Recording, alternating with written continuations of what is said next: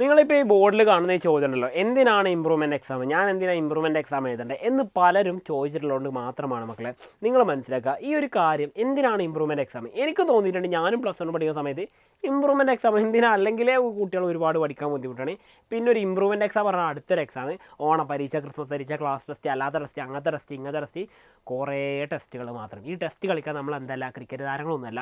ഇങ്ങനെ ടെസ്റ്റ് നടത്തി നമുക്ക് മടുക്കുകയാണ് സാറേ. പിന്നെ എന്തിനാ ഇമ്പ്രൂവ്മെൻറ്റ് കൂടി, ഞാൻ എന്തിനാണ് പൈസ കൊടുത്തിട്ട് കടിക്കുന്ന പട്ടിയെ വാങ്ങുന്നത് എന്ന പോലെ എനിക്ക് തോന്നുന്നുണ്ടെന്ന് പറഞ്ഞ് ഒരുപാട് പേര് എന്നോട് പറഞ്ഞത് എനിക്കും തന്നെ പലപ്പോഴും ഫീൽ ചെയ്തിട്ടുണ്ട്. പക്ഷേ ഞാൻ ഒരു കാര്യം പറയാം, ഇത് ഇങ്ങനെ നിങ്ങൾ ആലോചിക്കുന്ന പകരം കുറച്ച് 4 കാര്യങ്ങൾ, ഈ ഒരു 4 കാര്യങ്ങൾ മാത്രം ഞാൻ പറയാം. ഇത് മാത്രം വെച്ചിട്ട് നിങ്ങളൊന്ന് ആലോചിച്ച് നോക്കുക. എന്നിട്ട് നിങ്ങൾ ഈ വീഡിയോ കണ്ട് തീരുമ്പോൾ നിങ്ങളൊരു തീരുമാനം എടുക്കുക എന്താണ് ചെയ്യേണ്ടത്. ഒന്നാമത്തെ കാര്യം, ഏറ്റവും പ്രധാനപ്പെട്ട കാര്യം ഇത് തന്നെയാണ്. ഫസ്റ്റ് വൺ, നമ്മുടെ ലൈഫിൽ സെക്കൻഡ് ലൈഫ് എന്ന് പറഞ്ഞൊരു ചാൻസ് അല്ലേ, അല്ലെങ്കിൽ നമുക്ക് ജീവിതത്തിൽ നമ്മൾ മരിക്കാൻ പോകണം വിചാരിക്കുക, അവിടുന്ന് നമുക്ക് സെക്കൻഡ് ലൈഫ് കിട്ടാറുണ്ട് അല്ലേ. അതേപോലെ നിങ്ങളുടെ എഡ്യൂക്കേഷൻ ലൈഫിൽ അഥവാ നിങ്ങളുടെ സ്കൂൾ ജീവിതത്തിൽ നിങ്ങൾക്ക് കിട്ടിയിരിക്കുന്ന സെക്കൻഡ് ലൈഫാണ് ആക്ച്വലി ഇത്. എന്താ സെക്കൻഡ് ലൈഫ് എന്ന് പറയാൻ കാരണം, 10ാം ക്ലാസ്സിൽ നിങ്ങളുടെ റിസൾട്ട് വന്നതിന് ശേഷം നിങ്ങൾക്ക് ഇമ്പ്രൂവ്മെൻറ്റ് എന്ന ഓപ്ഷൻ ഇല്ല. 10ൽ നിങ്ങൾക്ക് കിട്ടിയ റിസൾട്ട് അത് പെർമനൻ്റ് ആയിട്ട് പോവുകയാണ് ചെയ്യുക. റീവാലുവേഷൻ വേണമെങ്കിൽ കൊടുക്കാം, പക്ഷേ ഇമ്പ്രൂവ്മെൻറ്റ് എക്സാമിന് ഓപ്ഷൻ ഇല്ല. പക്ഷേ ഇവിടെ നിങ്ങൾക്ക് ഇമ്പ്രൂവ്മെൻറ്റ് എക്സാം എന്ന് പറയാം.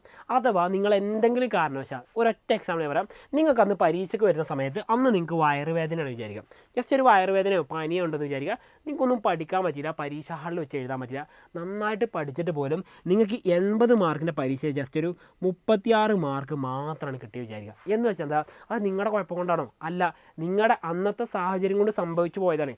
പക്ഷേ ആ സാഹചര്യം തിരുത്താനുള്ള ഒരു അവസരം, അഥവാ നിങ്ങൾക്കൊരു സെക്കൻഡ് ലൈഫ് കിട്ടുകയാണ് ഇവിടെ. അതായത് നിങ്ങളുടെ പരീക്ഷയ്ക്ക് ഒന്നുകൂടി പഠിച്ച് നന്നായിട്ട് നല്ല മാർക്ക് സ്കോർ ചെയ്യാനുള്ള ഏറ്റവും നല്ല ചാൻസ്. ഇത് പഠിക്കുന്ന കുട്ടികൾക്ക് വേണ്ടി മാത്രമല്ല സാറേ, ഞാനൊരു ഉഴപ്പനാണ്, എനിക്കിത് ബാധിക്കും. അതിൻ്റെ കാര്യം കൊണ്ട് ഞാൻ പറയാം. നിങ്ങളൊരു ഉഴപ്പനാണെങ്കിൽ പോലും നിങ്ങൾ അറിയിക്കുക, നിങ്ങളെങ്ങനെയാണ് ഉഴപ്പനായി മാറിയത്? നിങ്ങൾ പഠിക്കാതെ അല്ലെങ്കിൽ നിങ്ങളുടെ മാർക്ക് കുറഞ്ഞപ്പം മറ്റെല്ലാവരും നിങ്ങളോട് വന്ന് പറഞ്ഞതാണ് നീ ഉഴപ്പനാണ്, നീ പഠിപ്പിയല്ല, നിന്നെക്കൊണ്ട് പഠിക്കാനില്ല, നീ മണ്ടനാണെന്ന് പറഞ്ഞ് ഒരുപാട് പേര് നമ്മുടെ അടുത്തുനിന്ന് ചാപ്പ കുത്തിയതാണ്. നിങ്ങൾ മനസ്സിലാക്കുക, നമ്മളങ്ങനെ ആരെങ്കിലുമൊക്കെ ചാപ്പത്തിൻ്റെ അത് തിരുത്തോ വേണ്ട, അത് അവരുടെ ഇഷ്ടം എന്തേ ആയിക്കോട്ടെ, പക്ഷെ നമുക്ക് വേണ്ടിയിട്ട് നമ്മൾ പഠിക്കണമെന്നേ എനിക്ക് പറയാനുള്ളൂ. ഇനി രണ്ടാമത്തെ കാര്യം എന്ന് പറഞ്ഞാൽ വേറെ ഒന്നുമല്ല, നമുക്ക് ഏറ്റവും ഫോക്കസ് ചെയ്ത് പഠിക്കാൻ പറ്റും. കാരണം എന്ന് പറയുന്നത് മറ്റേ എക്സാമിൻ്റെ സമയം മാർച്ച് മാസമാകുമ്പോൾ എന്താ പറയുക, +2കാർക്ക് എക്സാം, +1കാർക്ക് എക്സാം, എല്ലാവരും എക്സാമിൻ്റെ തിരക്കിലാകുമ്പോൾ ടീച്ചേഴ്സ് മൊത്തത്തിൽ അതിൻ്റെ തിരക്കിലായിരിക്കും, എല്ലാവരും അതിൻ്റെ തിരക്കിൽ, എല്ലാവരും ചൂടും കാര്യങ്ങളും പലതും ആകുമ്പം എല്ലാവർക്കും പഠിക്കാൻ കുറച്ച് ബുദ്ധിമുട്ടായിരിക്കും. പക്ഷേ നിങ്ങൾ ആലോചിക്കുക, വേനൽക്കാലം കഴിഞ്ഞു, ഇപ്പം മഴക്കാലത്തിൻ്റെ സമയമാണ്.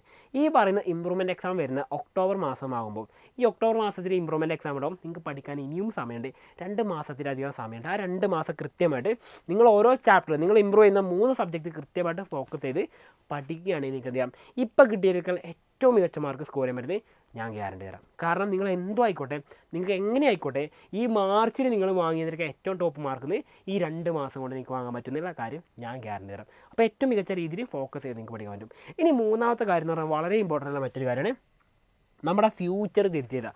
നമ്മൾ ദൈവത്തിൻ്റെ മേലേക്ക് പോകുന്ന ആൾക്കാരൊന്നുമല്ല, ദൈവത്തിൻ്റെ താഴെ തന്നെ വരുന്ന ആൾക്കാരാണ്. മനുഷ്യനും ദൈവം തമ്മിലുള്ള ചർച്ചകൾ അവിടെ നിൽക്കട്ടെ. ഞാൻ പറയാൻ വന്ന കാര്യം ഞാൻ പറയാം.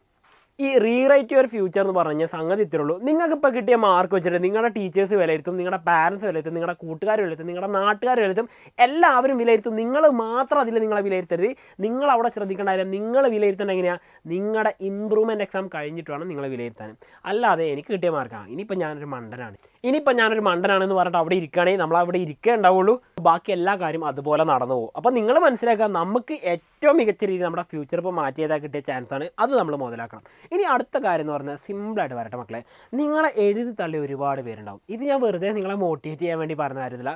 ജസ്റ്റ് ആലോചിക്കുക, നിങ്ങളുടെ +1 റിസൾട്ട് വന്നതിന് ശേഷം മാത്രം നിങ്ങളോടുള്ള പെരുമാറ്റം മാറ്റിയ ഒരുപാട് പേരുണ്ടാവും.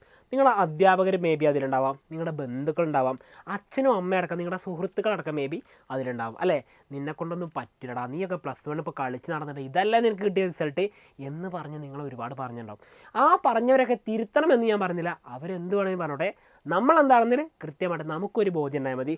അപ്പോൾ ഞാൻ പറഞ്ഞ കാര്യത്തിലുള്ളൂ, നിങ്ങളെക്കൊണ്ട് പറ്റും, അല്ലെങ്കിൽ എന്നെക്കൊണ്ട് പറ്റും, ഇത് ഞാൻ തന്നെയാണെന്ന് പറഞ്ഞിട്ട് നിങ്ങൾക്ക് ഇപ്പോൾ കിട്ടിയ നിങ്ങളുടെ റിസൾട്ടിനേക്കാൾ എത്രയോ ബെറ്റർ നല്ല റിസൾട്ട് സ്കോർ ചെയ്യാൻ നിങ്ങളെക്കൊണ്ട് പറ്റും.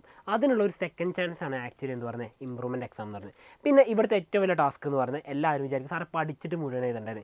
നിങ്ങൾ ശ്രദ്ധിച്ച് നോക്കുക, നിങ്ങൾക്ക് ഇനി അഥവാ പരീക്ഷ നിങ്ങളുടെ മാർക്ക് കുറഞ്ഞു എന്ന് വിചാരിക്കുക, ഒരിക്കൽ പോലും ആ മാർക്ക് പുറത്ത് വരാൻ പോകുന്നില്ല. കാരണം എന്ന് പറയുന്നത് നിങ്ങൾക്ക് കിട്ടിയതിൽ ഏറ്റവും ബെസ്റ്റ് എഴുതണം, അതായിരിക്കും നിങ്ങളുടെ മാർക്കായിട്ട് ഫൈനൽ എക്സാമിന് പോയിട്ടും റിസൾട്ടായിട്ട് വരുമ്പം അത് ഉണ്ടാവുന്നത് നിങ്ങളുടെ ഫൈനൽ മാർക്ക് അഥവാ നിങ്ങൾക്ക് കിട്ടിയ ഏറ്റവും ബെസ്റ്റ് മാർക്കായിരിക്കും. അപ്പോൾ നിങ്ങൾ ആലോചിക്കുക, ഇനിയും നിങ്ങൾ ഈ പറഞ്ഞിരിക്കുന്ന കാര്യങ്ങളൊക്കെ ആലോചിച്ചിട്ട് എക്സാം എഴുതണ്ട എന്ന വിചാരത്തിലാണ് ഇരിക്കുന്നതെങ്കിൽ നഷ്ടപ്പെടാൻ പോകുന്നത് നമുക്ക് മാത്രമായിരിക്കും, വേറൊരാൾക്കുമില്ല. അവർക്കെല്ലാവർക്കും ഇത് സാധാരണ ഒരു കാര്യം പോലെ നടന്നു പോകും, നമുക്ക് മാത്രമേ നഷ്ടം മാത്രമേ ഉണ്ടാവുള്ളൂ. നിങ്ങൾ ആലോചിക്കുക, ഇനി നിങ്ങളാണ് തീരുമാനം എടുക്കേണ്ടത്. വീണ്ടും കാണാം, ബൈ.